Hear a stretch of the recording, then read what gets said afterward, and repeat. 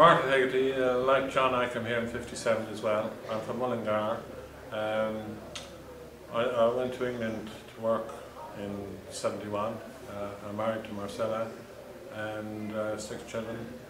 I'm involved in the international meat trade for a long time, and that's about it. Is it your own company?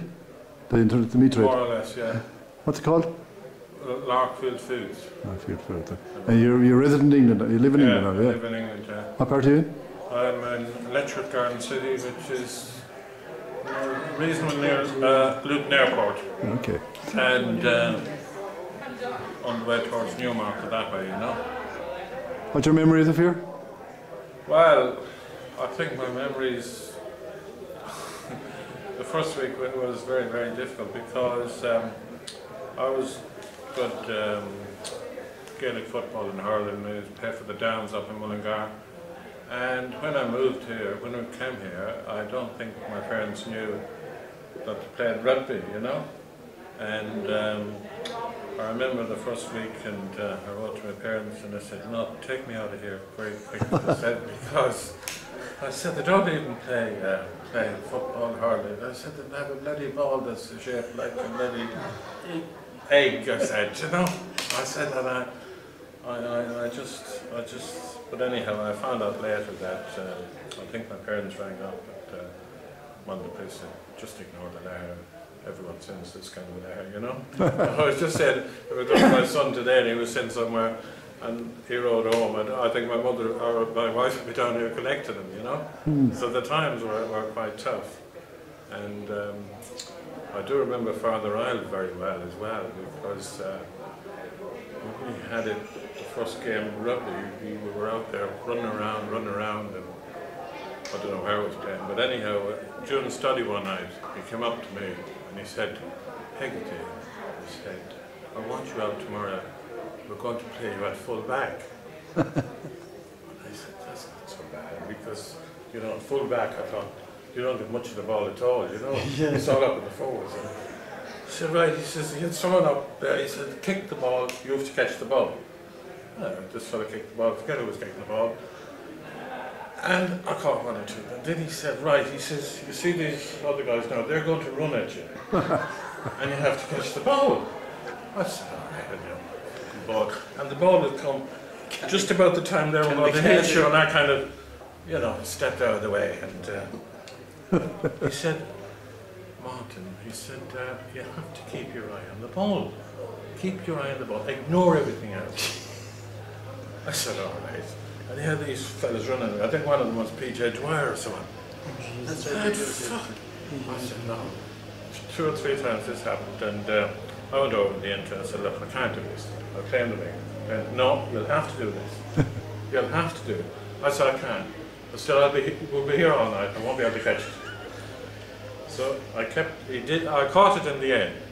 And I always remember it, you know, because once you do it and there's people running at you, you don't really get hurt, you know. And I always remember he was a bit before his time. He could tell you how to do it. And I always remember watching rugby matches since then, international. And you can see 1 or 2 of the full-backs over the years where they still funk it, you know, they just funk it, you know.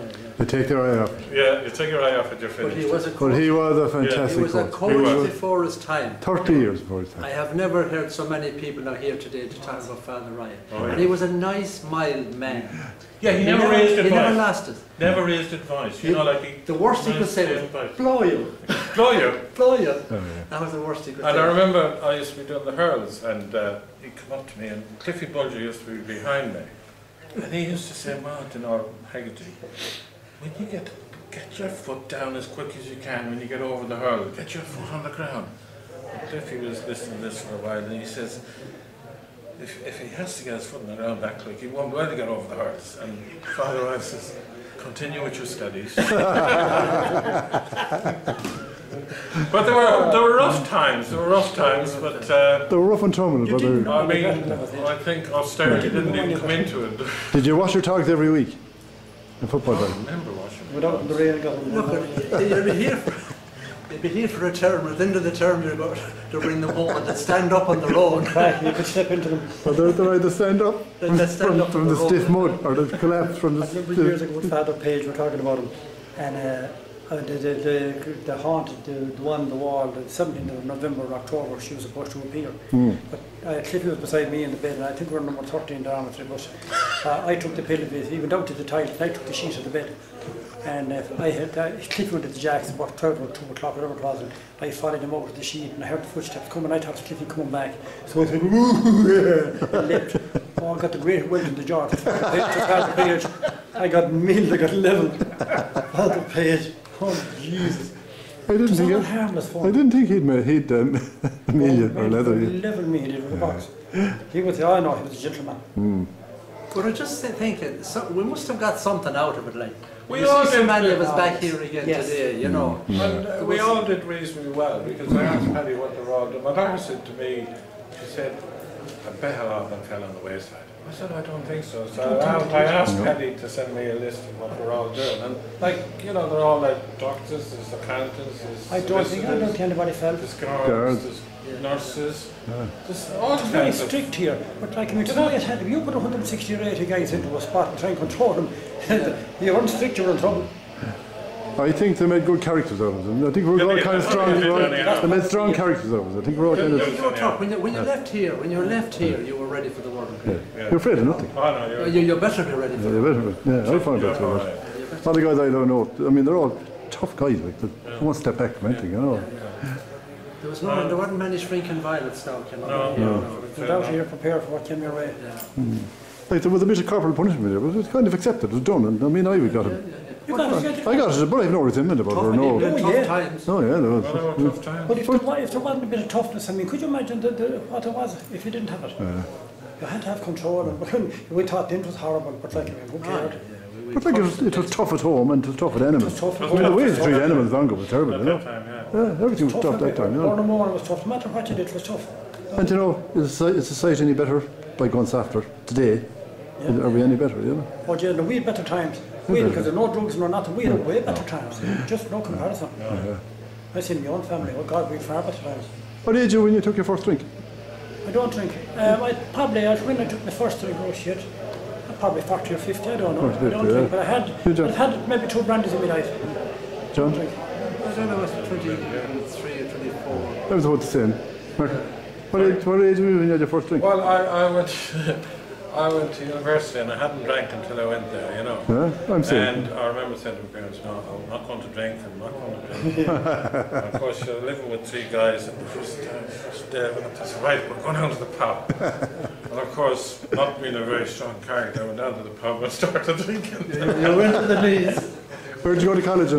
What? Where'd you? UCD. UCD, okay. Yeah. What'd you do there? Commerce. Commerce. So you got your business background. But I was like 22 before I drank, you know. Mind I made up for but then we back down again. Well, I went from here to Warrenstown College, and from there to the Albert College.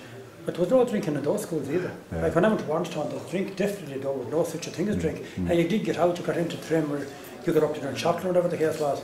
But I went to the Albert College in Glasnevin, and it's now part of the DCU, isn't it nowadays? But there was no such thing as drink, you didn't come into it. Well, you wouldn't have the money anyway, it's simple as that. So that definitely stopped you. Yeah, but that's what I always say, like, you know, when we could drink it, we hadn't the money, and now when we can drink. I didn't drink, I would have been the same. We left here in 62, 63 then. I think I had a year, so I would have started in 64. Then I hadn't drank. Like when you consider nowadays, they're introducing drink to kids at 7 and 8 at home in houses. That's the wine is good for them, get them into it. Yeah, now, that kind of kids now drinking at 9 and 10. Some of the highlights I'd say I had since that, again, was toughness. I used to draw nurses gear to the Middle East in the 70s and 80s, every nurse qualified. I met Saddam Hussein 3 times, twice got put up by him. He was an interior minister and he used to be at the official opens of everything. And your Uncle Mickey, 3 times I ran into him. And before people knew him, I thought he was like the devil on wheels. You could look down to see the hooves on him. He was like pure cold. You could say hello to him there, shake hands with him. But every time he met you, you got paid in dollars. He had the dollars, he counted out, he owed you nothing because he paid for the haulage of all the nurses. Every nurse qualified. There were around 25,000 sterling in the years. And I'd be going there, maybe 200, 300 lots in the lorry. And did you ever have discussions with him? Did you talk to And him? I printed, oh yes, I had discussions. It's the same as any other minister, like to open a hospital in Ireland, what road did you take, or all this front. He had brilliant English. Small He might talk. as well have been talking to a lad from Connemara, except his accent was different. but he was like, you'd expect him, but he was like the devil, he was pure cold. Met him 3 times. Very interesting, yeah. I loved it, I've no regrets in my college years anyway. So you're glad to be back for a day? Yeah, very nice. I think it's fantastic, yeah. And we have a nice trip ahead of us now downtown. And Yeah, what we do now. I've never been in the Protestant church in Ballinasloe. Were you ever in there? Were you there? That's at the Were you in Marcus. there? I remember being in a No, it was a Martyn thing to go in there. Pardon? It was a Martyn thing. You'd be decanonized, whatever you want to call it. Excommunicated, eh? Yeah, you'd be, You couldn't go into a Protestant church. Anyway, Church I'm in going the to, market, isn't hopefully we're going today. That's the church in the Marcus. So on top of the hill, yeah. Yeah, when I went to England first, I said, look, you'll go to church, and I went down, of course, I went into the wrong one. I went to meet Westminster Abbey once when I was a student. We used to go over there for the summer holidays. And I was shaking in my boots in there in case anything had happened. Okay, guys.